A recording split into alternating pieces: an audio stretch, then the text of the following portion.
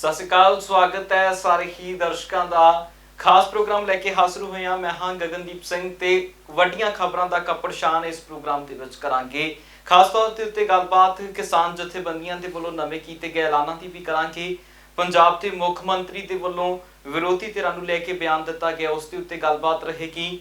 ਪੰਜਾਬ ਦੇ ਵਿੱਚ ਅੱਜ ਨਗਰ ਨਿਗਮ ਦੀਆਂ ਜਿਨ੍ਹਾਂ ਥਾਵਾਂ ਦੇ ਉੱਤੇ ਚੋਣਾਂ ਹੋਈਆਂ ਸੀ, ਨਗਰ ਨਿਗਮ ਤੇ ਨਗਰ ਕੌਂਸਲ ਦੀਆਂ, ਉਹਨਾਂ ਦਾ ਨਤੀਜਾ ਅੱਜ ਆ ਜਾਣਾ ਹੈ। किस तरह वेख रही ने सियासी तरह इसनूं ते पत्रकार के नज़रिए तो सुरिंदर डल्ला जी नूं किदां वेख रहे ने, इस ते भी नज़र जिहड़ी बना के रखांगे। होर वख-वख मसले ने जो चलते प्रोग्राम दे विच जांच ते पड़ताल दे रहांगे। पहला डल्ला साहब दा स्वागत, फिर एक एक करके मसलिਆਂ ਦੇ ਬਾਰੇ बताएंगे। डल्ला जी स्वागत है। बहुत धन्यवाद जी, सारे पंजाबियों का बहुत बहुत धन्यवाद। डल्ला जी, सब तो पहला किसानी अंदोलन के वाल जो रुख करिए तो किसान जथेबंदियां ने प्रैस कॉन्फ्रेंस की है, ऐलान किया है किसान जथेबंदियां ने कि असी जिहड़ा पंजाब दे विच होण वालियां महापंचायतां ने रद्द कर रही हैं। हालांकि पूरे मुल्क दे विच महापंचायतां होणगीਆਂ पर पंजाब वालियां रद्द ने। सब तो पहले इहनूं किदां वेख रहे हो कि महापंचायतां रद्द हो गईਆਂ ने, कि पंजाब दे विचों किसान उत्थे पहुंच चुके ने जिहड़ा इकट्ठ करना चाहुंदियां सी किसान जथेबंदियां? गगन, बिल्कुल मैं तुहाडा ही जिहड़ा बुलेटिन है जिहड़ा सरगर्मियां दा उहदे विच सुन रिहा सी ते मैनूं भी उदों जानकारी मिली, फिर मैं प्रैस कॉन्फ्रेंस किसानां दी सुनन दी कोशिश कीती। सो किसान असल दे विच गगन किसान अंदोलन, जिवें मैं अगे भी कहना, 26 जनवरी तो बाद किते ना किते किसान अंदोलन का रूप बदलिया। कोई मन्ने या ना मन्ने, 26 जनवरी नूं जो कुछ वापरिया उन्हें किसान अंदोलन का रूप बदलता। और तुसीं देखो 26 जनवरी तो 2-3 दिन पहला आखिरी मीटिंग हुई सी और दोबारा असीं फरवरी वाले पासे 17 फरवरी च आ गए। 17 दिन आ ते 8 7 8 9 दिन हो। सो किन्ने दिन हो गए ने कोई मीटिंग जिहड़ी है वो केंद्र सरकार नाल नहीं हुई।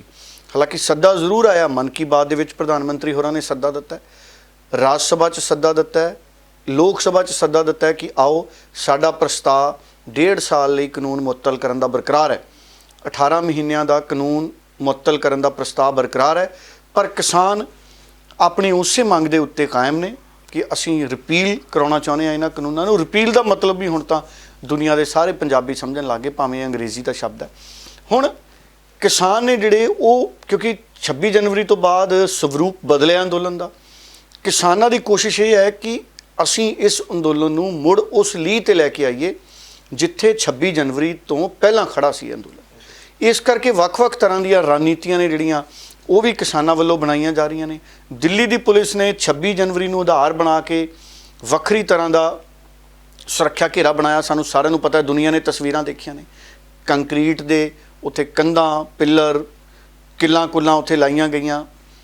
हुण किसान ने जिहड़े वो भी लगातार नवें तरीके दे नाल संगठित होण दे यत्नां च ने। और इहदे च कोई दो राय नहीं है कि किसानां नूं सारे किसान जिहड़े ने पंजाब दे किसान संगठन लगभग एकमत ने और किसानां दीयां मंगां नूं लैके बहु गिणती समर्थन भी है। लोकां दे दिल च बहु गिणती च भावना है कि किसानां दा मसला निबड़ना चाहिए है, सरकार ते किसानां च गलबात होनी चाहिए है। बहु गिणती दी भावना यही है। किसान सरकार अपने सब तो वड्डे प्रस्ताव सरकार ने कहा सी असीं दे चुके हैं। हुण किसान लगातार मीटिंगां कर रहे हैं, इस अंदोलन नूं होर विस्तार देना चाहुंदे ने, होर लोकां नूं जागरूक करना चाहुंदे ने। इसे करके महापंचायतां दा फैसला किया गया सी। राकेश टिकैत होने तो पूरे मुल्क च महापंचायतां दी तैयारी कर रहे हैं। इत्थों तक पता लग्या कि किसानां ने कईयां ने ये राय दी है भी पश्चिमी बंगाल दे विच भी जिहड़ा हैगा उत्थे कंपेन बराबर अभियान चलाया जाएगा ताकि उत्थों के किसानां नूं भी जागरूक करिए।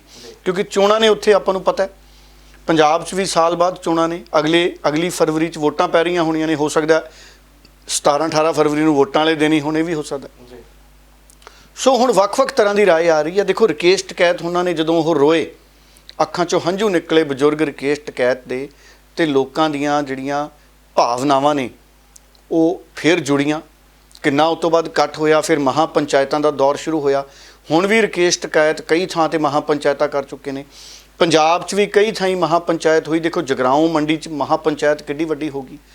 हुण किसान जिहड़े ने पंजाब वाले, उन्हां नूं इह लगदा है कि जदों असीं महापंचायतां वाले पासे जोर ज़्यादा दे रहे हाँ तो जिहड़ा दिल्ली की सरहद ते साडा अंदोलन सी किते ओहदी चमक फिक्की ना पै दे। जिहड़ा उन्हां वो कहंदे असीं टीचा रखिया सी सरकार नूं जागरूक करन दा ਸਾਡੀਆਂ ਮੰਗਾਂ ਬਾਰੇ ਕਿਤੇ ਉਹ ਟੀਚਾ ਕਮਜ਼ੋਰ ਨਾ ਪੈ ਜਾਏ। ਇਸ ਕਰਕੇ ਉਹ ਕਹਿੰਦੇ ਵੀ ਅਸੀਂ ਮਹਾ ਪੰਚਾਇਤਾਂ ਦੀ ਬਜਾਏ ਦੁਬਾਰਾ ਸਿੰਘੂ ਬਾਰਡਰ, ਉਹਨਾਂ ਬਾਰਡਰਾਂ ਤੇ ਹੀ ਆਪਣਾ ਜਿਹੜਾ ਅੰਦੋਲਨ ਹੈ ਉਹ ਜਾਰੀ ਰੱਖਣਾ ਚਾਹੁੰਦੇ ਹਾਂ ਤੇ ਉਹਦੀ ਤਾਕਤ ਵਧਾਉਣਾ ਚਾਹੁੰਦੇ ਹਾਂ। ਸੋ ਉਹ ਇਸ ਰਣਨੀਤੀ ਤੇ ਕੰਮ ਕਰ ਰਹੇ ਨੇ। ਰਾਕੇਸ਼ ਟਕੈਤ ਹੋਣੀ ਲਗਾਤਾਰ ਪਿਛਲੇ 84 ਦਿਨ ਹੋ ਗਏ, ਦੇਖੋ ਲਗਾਤਾਰ ਉਹ ਸਾਰੇ ਕਿਸਾਨ ਨੇ ਜਿਹੜੇ ਗਾਜੀਪੁਰ ਵੀ ਨੇ, ਟਿਕਰੀ ਬਾਰਡਰ ਵੀ ਨੇ ਔਰ ਸਿੰਘੂ ਬਾਰਡਰ ਤੇ ਵੀ ਨੇ। ਸੋ ਕਈ ਥਾਵਾਂ ਤੇ ਪ੍ਰੋਟੈਸਟ ਲਗਾਤਾਰ ਕਿਸਾਨਾਂ ਦੇ ਚੱਲ ਰਹੇ ਸੀ। ਹੁਣ ਦੋ ਤਰ੍ਹਾਂ ਦੀਆਂ ਰਣਨੀਤੀਆਂ ਨੇ। ਪੰਜਾਬ ਵਾਲਿਆਂ ਨੇ ਫੈਸਲਾ ਕੀਤਾ ਵੀ ਅਸੀਂ ਮਹਾ ਪੰਚਾਇਤਾਂ ਨਹੀਂ ਕਰਾਂਗੇ। ਬਾਕੀ ਕਿਸਾਨ ਨੇ, ਉਹਨਾਂ ਨੂੰ ਲੱਗਦਾ ਕਿ ਅਸੀਂ ਮਹਾ ਪੰਚਾਇਤ ਕਰਾਂਗੇ, ਕਿਉਂਕਿ ਸਿੰਘੂ ਬਾਰਡਰ ਤੇ ਕਿਸਾਨਾਂ ਦਾ ਚੰਗਾ ਅਜਿਹਾ ਇਕੱਠ ਬਣਿਆ ਜਿਹਦੇ ਨਾਲ ਸਰਕਾਰ ਲਈ ਉਹਨਾਂ ਨੇ ਜਾਗਰਤੀ ਪੈਦਾ ਕਰਨ ਦਾ ਕੰਮ ਕੀਤਾ।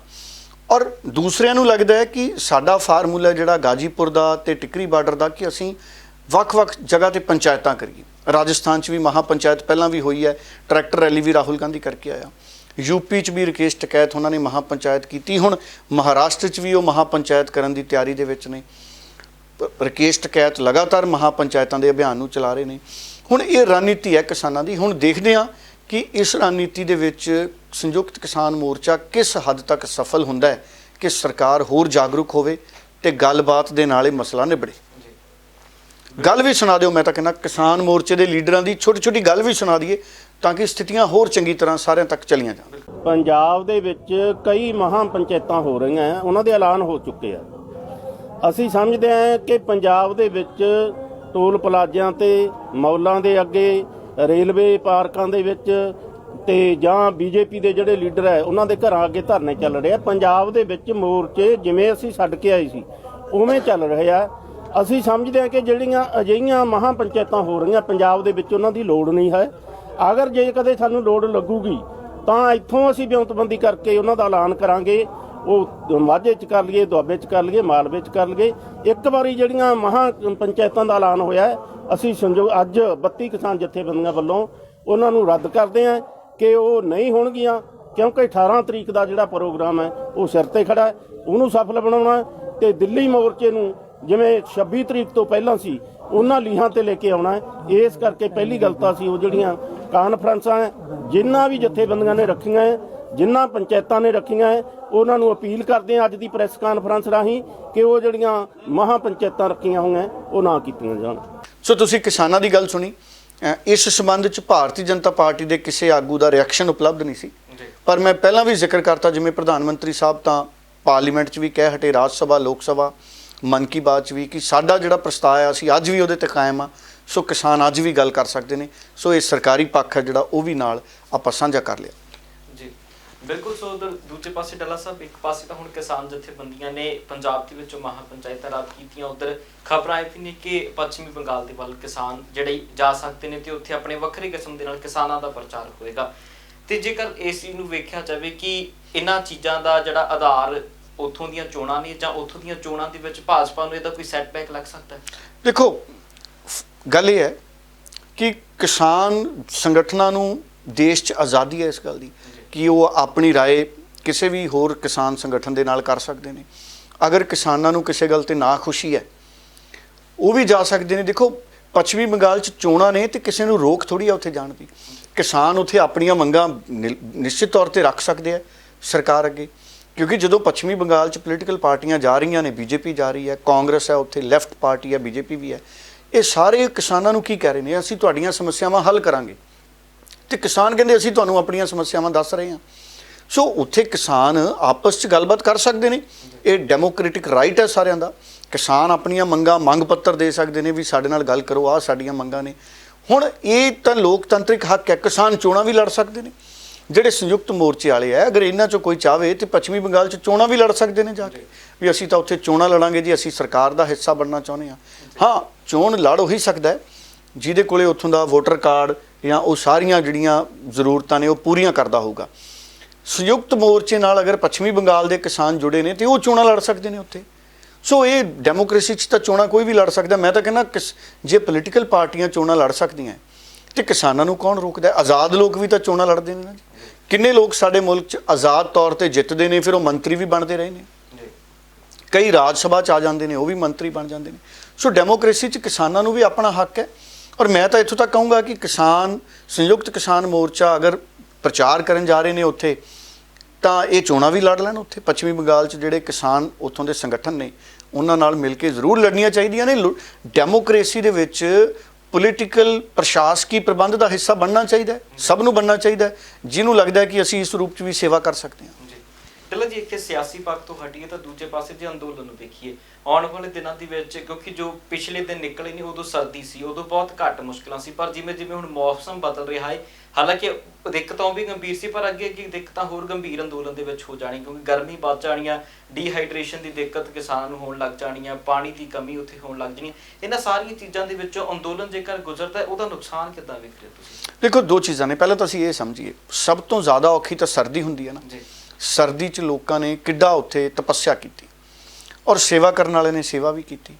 ਤੇ ਜਦੋਂ ਗਰਮੀ ਆਊਗੀ ਤੇ ਪਾਣੀ ਠੰਡਾ ਹੋ ਜਾਊਗਾ, ਬਰਫ਼ ਹੀ ਪੈਣੀ ਪਾਣੀ 'ਚ, ਉੱਥੇ ਪੱਖੇ ਆ ਜਾਣਗੇ ਠੰਡੀ ਹਵਾ ਵਾਲੇ, ਕੂਲਰ ਆ ਜਾਣਗੇ ਠੰਡੀ ਹਵਾ ਵਾਲੇ, ਟਰਾਲੀਆਂ 'ਚ ਹੀ ਰੱਖਣੇ ਨਾ। ਦੇਖੋ, ਮੈਂ ਉਹੀ ਗੱਲ ਕਹਿ ਰਿਹਾ, ਕਿਸਾਨ ਜਦੋਂ ਖੇਤੀ ਕਰਦਾ ਉਹ ਵੀ ਤਾਂ ਜੂਨ ਜੁਲਾਈ 'ਚ ਕਰਦਾ ਨਾ, ਕਿੱਡੀ ਧੁੱਪ ਹੁੰਦੀ ਹੈ। ਆਮ ਲੋਕ ਕਈ ਪੱਖਿਆਂ 'ਚ ਹੁੰਦੇ ਨੇ, ਕਈ ਸੜਕਾਂ 'ਤੇ ਹੁੰਦੇ ਨੇ, ਕਈ ਦਰਖਤਾਂ ਥੱਲੇ ਹੁੰਦੇ ਨੇ। ਕਿਸਾਨ ਧੁੱਪ 'ਚ ਹੁੰਦਾ, ਕੜਾਕੇ ਦੀ, ਨੰਗੇ ਪਿੰਡੇ ਖੇਤੀ ਕਰਦਾ। ਕਈ ਲੋਕ ਏਸੀਆਂ ਵਾਲੇ ਵੀ ਹੁੰਦੇ ਨੇ, ਕਈ ਲੋਕ ਠੰਡੀਆਂ ਥਾਵਾਂ 'ਤੇ ਚਲੇ ਜਾਂਦੇ ਨੇ, ਪਹਾੜਾਂ 'ਚ ਚਲੇ ਜਾਂਦੇ ਨੇ, ਕਈ ਲੋਕ ਦੂਸਰੇ ਮੁਲਕਾਂ 'ਚ ਚਲੇ ਜਾਂਦੇ ਨੇ, ਉਹਨਾਂ ਦੀ ਸਮਰੱਥਾ ਹੈ। ਸੋ ਜਿਹੜਾ ਜੀਵ ਹੈ ਉਹ ਆਪਣੇ ਆਪ ਨੂੰ ਹਾਲਾਤਾਂ ਦੇ ਅਨੁਕੂਲ ਢਾਲਦਾ ਹੈ, ਮਨੁੱਖੀ ਜੀਵ, ਮਨੁੱਖੀ ਜਿਹੜਾ ਮਨੁੱਖ ਹੈ। ਸੋ ਇਸ ਕਰਕੇ ਇਹ ਦੇਖਣਾ ਵੀ ਜੇ ਗਰਮੀ ਆ ਜੂ, ਅੰਦੋਲਨ ਘਟ ਜੂ ਜਾਂ ਖਤਮ ਹੋ ਜੂ, ਅੰਦੋਲਨ ਘਟਣ ਜਾਂ ਖਤਮ ਹੋਣ ਦੇ ਹੋਰ ਕਾਰਨ ਹੋ ਸਕਦੇ ਨੇ, ਉਹ ਸਰਕਾਰ ਨਾਲ ਤਾਲਮੇਲ ਗੱਲਬਾਤ ਦੇ ਉਹ ਕਾਰਨ ਹੋ ਸਕਦੇ ਨੇ, ਮੁੱਦੇ ਨਾਲ ਸੰਬੰਧਿਤ ਕਾਰਨ ਹੋ ਸਕਦੇ ਨੇ। ਪਰ ਠੰਡ ਗਰਮੀ ਕਰਕੇ ਅੰਦੋਲਨ ਕਦੀ ਘਟ ਜਾਣਗੇ, ਵੱਧ ਜਾਣਗੇ, ਇਹ ਤਾਂ ਆਪਾਂ ਹਕੀਕਤ ਦੇਖ ਲਈ ਸਰਦੀ ਦੀ। ਇਹ ਤੋਂ ਵੱਧ ਠੰਡ ਆ ਸਕਦੀ ਹੈ ਦਿੱਲੀ 'ਚ, ਜਿੰਨੀ ਠੰਡ ਆਪਾਂ ਦੇਖੀ ਹੈ ਜੀ। ਸੋ ਇਸ ਕਰਕੇ ਗਰਮੀ ਨਾਲ ਇਹ ਕੋਈ ਫਰਕ ਨਹੀਂ ਪੈਣਾ। ਹਾਂ, ਜਿਹੜੇ ਪ੍ਰਬੰਧਕੀ ਦਿੱਕਤਾਂ ਨੇ, ਕਣਕ ਆਪਾਂ ਨੂੰ ਪਤਾ ਮੌਸਮ ਆ ਰਿਹਾ, ਆ ਮਾਰਚ 'ਚ ਕਣਕ ਦਾ ਸਿੱਟਾ ਪੱਕਣ ਲੱਗ ਜਾਣਾ। अब 15-20 मार्च तक अगर गर्मी वधिया होगी, अगर टैंपरेचर 30-32 तापमान पहुँच गया, कणक वधिया होने लग जानी है। अनुकूल तापमान कणक दे जे आ गया तो 15-16-20 मार्च तक कणक पक्कन लग जानी है। तो देखो, अप्रैल नूं तां मंडियां भी शुरू हो जांदियां, कई बार मंडियां 'च कणक लियाओ कहंदे 1 अप्रैल नूं। सो 13 अप्रैल नूं बहुते किसान तां 13 अप्रैल तक कणक कट चुके हुंदे ने साडे पंजाब 'च, कई बाद 'च भी कटदे रहिंदे आ। और 13 अप्रैल नूं विसाखी हुंदी है। 2 खालसा दा साजना दिहाड़ा, बड़ा पवित्र दिन है, सारिਆਂ ਨੂੰ ਹੁਣੇ ਮੁਬਾਰਕਾਂ, ਮਾਨ ਮੱਤਾ ਇਤਿਹਾਸ ਹੈ ਸਾਡਾ। ਦੂਸਰਾ, ਵਿਸਾਖੀ ਫਸਲਾਂ ਦੇ ਰੂਪ 'ਚ ਵੀ ਮਨਾਈ ਜਾਂਦੀ ਹੈ। ਵੀ ਆਪਾਂ ਕਿਤਾਬਾਂ 'ਚ ਪੜ੍ਹਦੇ ਸੀ ਨਾ ਕਿ ਕਣਕ ਕੱਟ ਕੇ ਸਾਰਿਆਂ ਦਾ ਕਰਜ਼ਾ ਕੁਰਜ਼ਾ ਦੇ ਕੇ, ਲਾਹ ਕੇ, ਵੇਚ ਵਟ ਕੇ, ਹੈ ਜੀ। ਸੋ ਕਿਸਾਨ ਸਾਡਾ ਮੇਲੇ ਆ ਜਾਂਦਾ ਸੀ, ਵੰਜਲੀਆਂ ਵਜਾਉਂਦਾ। ਪਰ ਹੁਣ ਉਹ ਸਥਿਤੀਆਂ ਨਹੀਂ ਹੈਗੀਆਂ। ਹੁਣ ਤਾਂ ਵੇਚ ਵਟਣ ਨੂੰ ਸਥਿਤੀ ਨਹੀਂ, ਉਹੀ ਤਾਂ ਅੰਦੋਲਨ ਹੈ ਵੀ ਐਡੇ ਜੋਗੇ ਤਾਂ ਕਰ ਦਿਓ, ਅਸੀਂ ਵਿਸਾਖੀ ਮਨਾ ਲਈਏ। ਹੁਣ ਤਾਂ ਵਿਸਾਖੀ ਨੂੰ ਕਰਜ਼ਾ ਵੀ ਪੂਰਾ ਨਹੀਂ ਮੁੜਦਾ। ਜੇ 5 ਲੱਖ ਹੈ ਤਾਂ ਵਿਸਾਖੀ ਦੀ ਫਸਲ ਦਾ 50,000 ਮਸਾ ਹੋਣਾ, ਲੱਖ ਆ ਜਾਊਗਾ ਜੇ ਕਿਸੇ ਕੋਲ ਜ਼ਮੀਨ ਵੱਧ ਹੈ, ਕਾਮੇ ਵੱਧ ਹੈ ਨਾਲ। ਤੇ ਉਹ ਕਰਜ਼ਾ ਤਾਂ ਵਧੀ ਜਾਂਦਾ ਕਿਸਾਨਾਂ ਤੇ। ਇਹ ਕੈਪਟਨ ਅਮਰਿੰਦਰ ਹੋਣਾ ਨੂੰ ਵੀ ਸੋਚਣਾ ਚਾਹੀਦਾ ਕਿ ਕਰਜ਼ਾ ਮੁਕਤ ਵੀ ਕਰਨਾ। ਤੁਸੀਂ ਵਾਅਦਾ ਕੀਤਾ ਸੀ ਵੀ ਆਪਾਂ ਕਰਜ਼ਾ ਮੋੜਾਂਗੇ, ਕਰਜ਼ਾ ਨਾ ਦਈਓ, ਸਰਕਾਰ ਦਊ। ਥੋੜ੍ਹੇ ਅੰਕ ਦਾ ਤਾਂ ਮੋੜ ਲਿਆ। ਉਦੋਂ ਤਾਂ ਪ੍ਰੋਗਰਾਮ ਬੜੇ ਕਰਦੇ ਸੀ ਕਾਂਗਰਸ ਵਾਲੇ, ਥਾਂ ਥਾਂ ਕਾਂਗਰਸ ਵਾਲੇ ਦੇਖੋ ਮੰਚ ਤੇ ਜਾ ਕੇ ਕਿਸਾਨਾਂ ਨੂੰ ਕਰਜ਼ਾ ਮਾਫੀ ਯੋਜਨਾ ਚਲਾਉਂਦੇ ਸੀ। ਹੁਣ ਪ੍ਰੋਗਰਾਮ ਜਿਹਾ ਹੋਇਆ ਹੀ ਨਹੀਂ 6-7 ਮਹੀਨਿਆਂ ਦਾ, ਕਰਜ਼ਾ ਮੁੜ ਗਿਆ ਸਾਰਿਆਂ ਦਾ, ਨਹੀਂ ਮੁੜਿਆ। ਇਸੇ ਕਰਕੇ ਕਿਸਾਨਾਂ ਨੂੰ ਜਿਹੜਾ ਪੋਲੀਟੀਕਲ ਸਿਸਟਮ ਹੈ, ਜਿਹੜੇ ਲੀਡਰ ਨੇ ਨਾ, ਉਹਨਾਂ ਦੇ ਬਿਆਨਾਂ ਤੇ ਜ਼ਿਆਦਾ ਭਰੋਸਾ ਨਹੀਂ, ਤਾਂ ਹੀ ਤਾਂ ਬੈਠੇ ਇਕੱਠੇ ਹੋਏ। ਜੇ ਬਿਆਨਾਂ ਤੇ ਭਰੋਸਾ ਹੁੰਦਾ ਤੇ ਇੱਕ ਗੱਲ ਤੇ ਹੀ ਮੰਨ ਲੈਂਦੇ ਵੀ ਠੀਕ ਹੈ ਜੀ, ਤੁਸੀਂ ਕਹਿ ਤਾਂ ਨਹੀਂ ਨੁਕਸਾਨ ਹੁੰਦਾ, ਅਸੀਂ ਮੰਨ ਲਿਆ। ਤਜਰਬਾ ਹੈ ਜਿਹੜਾ ਨਾ, ਸੋ ਉਹਦੇ ਲਈ ਜ਼ਿੰਮੇਦਾਰ ਪੋਲੀਟੀਕਲ ਲੋਕ ਵੀ ਨੇ। ਤੁਸੀਂ ਓਨੀ ਕੁ ਗੱਲ ਕਹੋ ਜਿੰਨੀ ਕੁ ਗੱਲ ਤੁਸੀਂ ਪੁਗਾ ਸਕੋ। ਤੁਸੀਂ ਇਹ ਕਹਿ ਦਿਓ ਵੀ ਸਾਰਿਆਂ ਦਾ ਕਰਜ਼ਾ ਮਾਫ ਕਰ ਦਿਆਂਗੇ, ਸਾਰਿਆਂ ਦਾ ਖੇਤੀ ਦਾ ਮੁਨਾਫਾ ਡਬਲ ਕਰ ਦਿਆਂਗੇ, ਸਾਰਿਆਂ ਕੋਲੇ ਘਰ ਆ ਜਾਊਗਾ 2022 ਤੱਕ, ਘਰ ਘਰ ਨੌਕਰੀ ਦੇ ਦਿਆਂਗੇ, ਇੰਨੇ ਕਰੋੜ ਨੌਕਰੀ ਦੇ ਦਿਆਂਗੇ। ਸੋ ਪੋਲੀਟੀਕਲ ਸਿਸਟਮ ਹੈ ਜਿਹੜਾ, ਉਹਨਾਂ ਨੂੰ ਬਿਆਨ ਦੇਣ ਲੱਗਿਆ, ਇਹਦੇ ਤੇ ਵੀ ਕੋਈ ਕਾਨੂੰਨ ਆਉਣਾ ਚਾਹੀਦਾ ਹੈ ਵੀ ਪੋਲੀਟੀਕਲ ਲੀਡਰ ਕਿੰਨਾ ਕੁ ਬਿਆਨ ਦੇ ਸਕਦਾ। ਅੱਗੇ ਗੱਲਾਂ ਤੁਰੀਆਂ ਸੀ, ਚੋਣਾਂ ਦੇ ਦਿਨਾਂ 'ਚ ਤੁਰਦੀਆਂ ਨੇ ਵੀ ਚੋਣ ਘੋਸ਼ਣਾ ਪੱਤਰ ਲੀਗਲ ਡਾਕੂਮੈਂਟ ਹੋਣਾ ਚਾਹੀਦਾ ਵੀ ਜੇ ਤੁਸੀਂ ਨਹੀਂ ਪੂਰਾ ਕਰਦੇ ਫਿਰ ਕੋਈ ਕੀ ਕਰ ਲੂਗਾ ਜੇ ਨਹੀਂ ਪੂਰਾ ਕਰਦੇ। ਪਰ ਹੁਣ ਹੁੰਦਾ ਕੀ ਹੈ, ਜਿੰਨੇ ਕੁ ਕੰਮ ਕਰ ਦਿੰਦੇ ਨੇ ਸਾਡੇ ਮੰਤਰੀ, ਸਾਡੀਆਂ ਸਰਕਾਰਾਂ ਕਹਿ ਦਿੰਦੀਆਂ ਅਸੀਂ ਤਾਂ 90% ਵਾਅਦੇ ਪੂਰੇ ਕਰਤੇ, 95% ਵਾਅਦੇ ਪੂਰੇ ਕਰਤੇ। ਆ ਤੁਸੀਂ ਦੱਸੋ, ਆ ਮੋਬਾਈਲ ਸਾਰਿਆਂ ਨੂੰ ਮਿਲ ਗਿਆ? ਤੁਹਾਡੇ ਪਿੰਡ ਵਾਲੇ ਬੱਚਿਆਂ ਨੂੰ ਮਿਲ ਗਿਆ? ਬਿਲਕੁਲ ਨਹੀਂ। ਕਿੰਨੇ ਵਿਚਾਰੇ ਬੱਚੇ ਮੋਬਾਈਲ ਉਡੀਕਦੇ 12ਵੀਂ ਪਾਸ ਕਰ ਗਏ, ਕਾਲਜ ਪਾਸ ਕਰ ਗਏ। ਚਲੋ ਆ ਕੋਵਿਡ ਕਰਕੇ ਤਾਂ ਸਾਲ ਬਹੁਤਾ ਕਾਲਜਾਂ 'ਚ ਵਿਦਿਆਰਥੀ ਗਏ ਨਹੀਂ, ਪਰ ਉਸ ਰੂਪ 'ਚ ਵਾਅਦੇ ਕੀਤੇ ਨਹੀਂ ਜਾਣੇ ਚਾਹੀਦੇ ਜਿਹਦੇ ਨਾਲ ਹਰ ਕਿਸੇ ਨੂੰ ਆਸ ਬਣ ਜੇ ਕਿ ਜਿਹੜਾ ਵਾਅਦਾ ਹੋ ਰਿਹਾ ਇਹ ਮੇਰੇ ਲਈ ਹੈ। ਸੋ ਜਦੋਂ ਆਪਾਂ ਗੱਲ ਕਰਦੇ ਨਾ ਵੀ ਸਾਰਿਆਂ ਦਾ ਕਰ ਦਿਆਂਗੇ, ਸਾਰੇ ਹੀ ਖੁਸ਼ਹਾਲ ਹੋ ਜਾਣਗੇ, ਚੋਣ ਕਰਕੇ ਕਰੋ ਵੀ ਇੰਨੇ ਕੁ ਲੋਕ ਖੁਸ਼ਹਾਲ ਹੋ ਸਕਦੇ ਨੇ। ਕਿਸਾਨ ਕਰਜ਼ਾ ਮਾਫੀ ਦੀ ਗੱਲ ਸੀ, ਕਹਿ ਦਿੰਦੇ ਵੀ 15 ਲੱਖ ਕਿਸਾਨਾਂ ਦਾ ਆਪਾਂ ਕਰਜ਼ਾ ਮਾਫੀ ਕਰਨ ਦਾ ਟੀਚਾ ਰੱਖਦੇ ਹਾਂ, ਗੱਲ ਫਿਰ ਵੀ ਸਮਝ ਆਉਂਦੀ ਹੈ। ਜਦੋਂ ਆਪਾਂ ਕਹਿੰਦੇ ਸਾਰਿਆਂ ਦਾ ਮਾਫ ਹੋ ਜੂ, ਉਹ ਫਿਰ ਬਾਅਦ 'ਚ ਗੱਲਾਂ ਹਕੀਕਤ 'ਚ ਪੂਰੀਆਂ ਨਹੀਂ ਹੁੰਦੀਆਂ। ਉਸੇ ਰੂਪ 'ਚ ਅਸੀਂ ਇਹ ਸਾਰੀਆਂ ਚੀਜ਼ਾਂ ਜਿਹੜੀਆਂ ਨੇ ਉਹ ਦੇਖ ਰਹੇ ਹਾਂ। ਇਸ ਕਰਕੇ ਹੁਣ ਵਿਸਾਖੀ ਦੀ ਗੱਲ ਤੁਰਿਆ ਹੀ, ਦੇਖੋ ਵਿਸਾਖੀ ਕਾਹਦੀ ਵਿਸਾਖੀ? ਕਿਸਾਨਾਂ ਦੀ। ਕਿੰਨੇ ਲੋਕ ਨੇ ਸਾਡੇ, ਮੈਂ ਕਿੰਨੀਆਂ ਅਖਬਾਰਾਂ 'ਚ ਖਬਰਾਂ ਪੜ੍ਹੀ ਦੀਆਂ ਹੈ ਜੀ, ਆਪਣੀ ਜ਼ਿੰਦਗੀ ਆਪ ਮੁਕਾ ਲੈਂਦੇ ਨੇ। ਨਹੀਂ ਮੁਕਾਉਣੀ ਚਾਹੀਦੀ। ਸਪਰੇਅ ਖੇਤਾਂ ਲਈ ਹੈ, ਸਪਰੇਅ ਸਿਰਫ ਖੇਤਾਂ ਦੇ ਕੰਮ ਆਉਣੀ ਚਾਹੀਦੀ ਹੈ, ਫਸਲਾਂ ਤੇ, ਨਦੀਨਨਾਸ਼ਕਾਂ ਲਈ, ਕੀੜੇ ਖਤਮ ਕਰਨ ਲਈ, ਕੀਟਨਾਸ਼ਕ, ਨਦੀਨਨਾਸ਼ਕ। ਸੋ ਇਹੋ ਜਿਹੀਆਂ ਦਵਾਈਆਂ ਜਿਹੜੀਆਂ ਨੇ ਉਹ ਇਜਾਦ ਹੋ ਗਈਆਂ, ਪਰ ਉਹਨਾਂ ਦੀ ਵਰਤੋਂ ਕਿਸਾਨ ਦੀ ਜ਼ਿੰਦਗੀ ਖਤਮ ਕਰਨ ਲਈ ਹੋ ਰਹੀ, ਨਹੀਂ ਹੋਣੀ ਚਾਹੀਦੀ। ਇਹੋ ਜਿਹੀ ਹੁਣ ਦੇਖੋ ਵਿਸਾਖੀ ਹੈਗੀ ਹੈ, ਖਾਲਸਾ ਸਾਜਨਾ ਦਿਵਸ ਹੈ, ਉਸ ਰੂਪ 'ਚ ਸਾਡੇ ਲਈ ਬਹੁਤ ਮਾਨਮੱਤਾ ਇਤਿਹਾਸ ਹੈ, ਪਰ ਵਿਸਾਖੀ ਦੀਆਂ ਖੁਸ਼ੀਆਂ ਕਿਸਾਨ ਕਿਵੇਂ ਮਨਾਵੇ? ਹੈ ਜੀ, ਘਰ ਕਰਜ਼ਈ, ਜ਼ਮੀਨ ਕਰਜ਼ਈ, ਟਰੈਕਟਰ ਕਰਜ਼ੇ ਤੇ ਕਿੱਡੇ ਸਮਾਜਦਾਰੀ ਹੈ ਜੀ, ਜਿਨ੍ਹਾਂ ਨੇ ਧੀਆਂ ਵਿਆਹੁਣੀਆਂ ਉਹਨਾਂ ਨੂੰ ਕਿੱਡਾ ਬੋਝ। ਸੋ ਇਸ ਕਰਕੇ ਇਹ ਸਮਾਜਿਕ ਹਾਲਾਤ ਵੀ ਸਮਝਣੇ ਬੜੇ ਜ਼ਰੂਰੀ ਹੈ ਸਰਕਾਰਾਂ ਨੂੰ। ਇਹ ਸਰਕਾਰਾਂ ਹਰ ਸੂਬੇ 'ਚ ਸਮਾਜਿਕ ਹਾਲਾਤ ਵੱਖਰੇ ਨੇ, ਮੂਲ ਰੂਪ 'ਚ ਉਹੀ ਨੇ, ਪਰ ਪਰੰਪਰਾਵਾਂ ਦੇ ਮੁਤਾਬਕ ਵੱਖਰੇ ਨੇ, ਸੱਭਿਆਚਾਰ ਕਲਚਰ ਦੇ ਮੁਤਾਬਕ ਵੱਖਰੇ ਨੇ।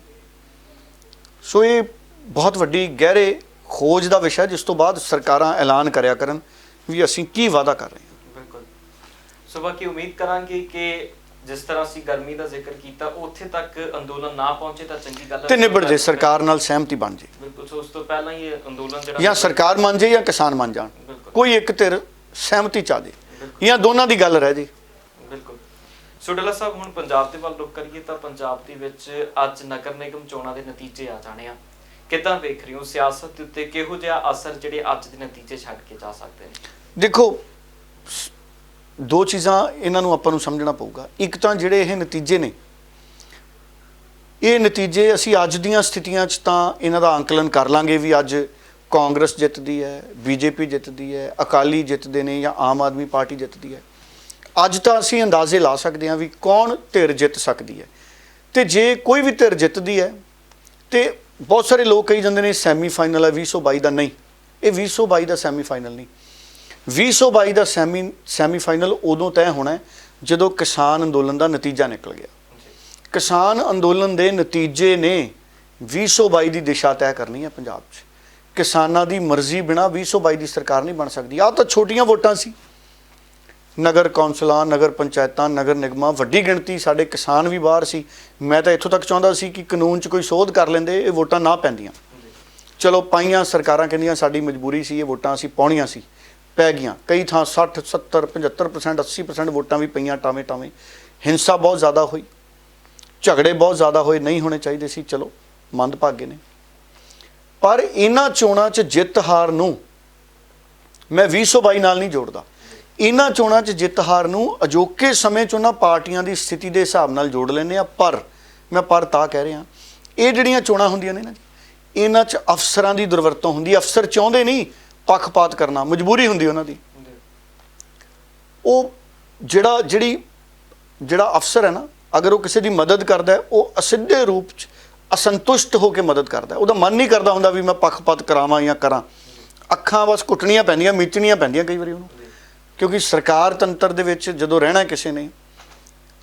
ਹੁਣ ਜਦੋਂ ਅਕਾਲੀ ਦਲ ਦਾ ਰਾਜ ਸੀ ਉਦੋਂ ਅਕਾਲੀ ਜਿੱਤਦੇ ਰਹੇ। ਹੁਣ ਅਕਾਲੀ ਦਲ ਦੇ ਰਾਜ 'ਚ ਅਕਾਲੀ ਜਿੱਤਦੇ ਰਹੇ, ਫਿਰ ਉਹ 2017 'ਚ ਸਰਕਾਰ ਕਿਉਂ ਨਹੀਂ ਬਣਾ ਸਕੇ? ਹੈ ਜੀ, 2 ਵਾਰ ਅਕਾਲੀ ਜਿੱਤੇ, ਦੋਨੇ ਵਾਰੀ ਸਰਕਾਰ ਤਾਂ ਨਹੀਂ ਬਣਾ ਸਕੇ। 2002 ਤੋਂ 2007 ਤੱਕ ਕੈਪਟਨ ਅਮਰਿੰਦਰ ਸਿੰਘ ਦੀ ਸਰਕਾਰ ਸੀ। ਉਦੋਂ ਕੈਪਟਨ ਅਮਰਿੰਦਰ ਦੀ ਵਿਕਾਸ ਯਾਤਰਾ ਨਿਕਲਦੀ ਹੁੰਦੀ ਸੀ, ਉਦੋਂ ਸਰਕਾਰ ਜਿੱਤ ਗਈ ਸੀ। ਕੈਪਟਨ ਅਮਰਿੰਦਰ ਚੋਣਾਂ ਜਿੱਤ ਗਏ ਸੀ ਇਹ ਵਾਲੀਆਂ, ਪੰਚਾਇਤਾਂ, ਕਾਰਪੋਰੇਸ਼ਨਾਂ, ਨਗਰ ਨਿਗਮਾਂ ਤੇ ਨਗਰ ਕੌਂਸਲਾਂ ਬਹੁਤ ਗਿਣਤੀ, ਉਦੋਂ ਉਹਨਾਂ ਦੀ ਸਰਕਾਰ ਨਹੀਂ ਬਣੀ। ਤੇ ਹੁਣ ਇਹ ਕਿਵੇਂ ਮੰਨ ਲਈਏ ਕਿ ਇਹ ਸੈਮੀਫਾਈਨਲ ਹੈ, ਜਿਹੜਾ ਇੱਥੋਂ ਜਿੱਤ ਜੂ 2022 ਜਿੱਤ ਜੂ? ਇਹ ਐਵੇਂ ਵਹਿਮ ਹੁੰਦੇ ਨੇ। ਇਹ ਕਈ ਵਾਰੀ ਨਾ ਅਖਬਾਰਾਂ ਦੀਆਂ, ਚੈਨਲਾਂ ਦੀਆਂ, ਟੈਲੀਵਿਜ਼ਨਾਂ ਦੀਆਂ ਸੁਰਖੀਆਂ ਹੁੰਦੀਆਂ। ਹੁਣ ਉਹਨਾਂ ਕੋਲੇ ਕਈ ਵਾਰੀ ਹੋਰ ਰਾਸ਼ਨ ਉਪਲਬਧ ਨਹੀਂ ਹੁੰਦਾ, ਇਸ ਤੋਂ ਇਲਾਵਾ ਸ਼ਬਦ ਉਪਲਬਧ ਨਹੀਂ ਹੁੰਦੇ। ਫਿਰ ਉਹ ਬਣਾ ਦਿੰਦੇ ਨੇ ਸੱਤਾ ਕਾ ਸਿੰਹਾਸਨ ਕਾ ਸੈਮੀਫਾਈਨਲ। ਆਪਾਂ ਕੌਮੀ ਚੈਨਲਾਂ 'ਤੇ ਵੀ ਦੇਖਦੇ ਸੀ ਨਾ, ਐਡੀਆਂ ਕੁਰਸੀਆਂ ਉਹ ਗ੍ਰਾਫਿਕਸ 'ਤੇ ਬਣਾ ਕੇ। ਹੁਣ ਉਹੋ ਜਿਹੀ ਕੁਰਸੀ 'ਤੇ ਕਿੱਥੇ ਪ੍ਰਧਾਨ ਮੰਤਰੀ ਬਹਿੰਦਾ? ਨਰਿੰਦਰ ਮੋਦੀ ਉਹਨਾਂ ਦੀ ਕੁਰਸੀ, ਤੁਸੀਂ ਤਸਵੀਰਾਂ ਦੇਖੋ ਪ੍ਰਧਾਨ ਮੰਤਰੀ ਦਫ਼ਤਰ ਦੀਆਂ, ਨਰਿੰਦਰ ਮੋਦੀ ਉਹਨਾਂ ਦੀ ਕੁਰਸੀ ਬਿਲਕੁਲ ਸਾਦੀ ਹੈ। ਤੇ ਕੌਣ ਬਣੇਗਾ ਸੀਐਮ ਪੀਐਮ? ਉਦੋਂ ਕੁਰਸੀ ਦੇਖੋ ਉਹ ਐਂ ਬਣਾ ਦਿੰਦੇ ਸੀ ਜਿਵੇਂ ਚਾਂਦੀ ਜਾਂ ਗੋਲਡ ਦੀ ਬਣੀ ਹੁੰਦੀ, ਸੋਨੇ ਦੀ, ਇੱਦਾਂ ਦੀ। ਵੀ ਉਹ ਕੁਰਸੀ 'ਤੇ ਕਿੱਥੇ ਬਹਿੰਦਾ ਸਾਡਾ ਪ੍ਰਧਾਨ ਮੰਤਰੀ? ਸਾਡਾ ਪ੍ਰਧਾਨ ਮੰਤਰੀ ਤਾਂ ਸਾਦੀ ਕੁਰਸੀ 'ਤੇ ਬਹਿੰਦਾ। ਮਤਲਬ ਕਿਤੇ ਨਾ ਕਿਤੇ ਸਾਡੇ ਮੁਲਕ ਦਾ ਮੀਡੀਆ, ਟੈਲੀਵਿਜ਼ਨ, ਅਖਬਾਰ, ਸਾਰਾ ਕੁਝ ਸ਼ੁੱਧ ਤਸਵੀਰ ਦੀ ਬਜਾਏ ਨਾ ਕਿਆਸੀ ਜਾਂ ਇਮੈਜੀਨੇਸ਼ਨ ਵਾਲੇ, ਸੋਚਾਂ ਵਾਲੇ, ਜਿਵੇਂ ਪੁਰਾਣੇ ਸਮਿਆਂ 'ਚ ਰਾਜੇ ਮਹਾਰਾਜੇ ਬਹਿੰਦੇ ਹੁੰਦੇ ਸੀਗੇ। ਉਦੋਂ ਤਾਂ ਸੋਨਾ ਬੜਾ, ਕਹਿੰਦੇ ਇੰਡੀਆ ਤਾਂ ਸੋਨੇ ਦੀ ਚਿੜੀ ਸੀ, ਕਹਿੰਦੇ ਥਾਂ ਸੋਨਾ ਹੀ ਪਿਆ ਹੁੰਦਾ ਸੀ, ਜਿੱਧਰ ਹੱਥ ਪਾਓ ਮਿੱਟੀ 'ਚ ਸੋਨਾ ਆ ਜਾਂਦਾ ਸੀ। ਉਦੋਂ ਕੁਰਸੀਆਂ ਬਣਦੀਆਂ ਹੋਣਗੀਆਂ ਸੋਨੇ ਦੀਆਂ, ਪਰ ਮੈਂ ਦੇਖੀਆਂ ਤਾਂ ਉਦੋਂ ਵੀ ਨਹੀਂ।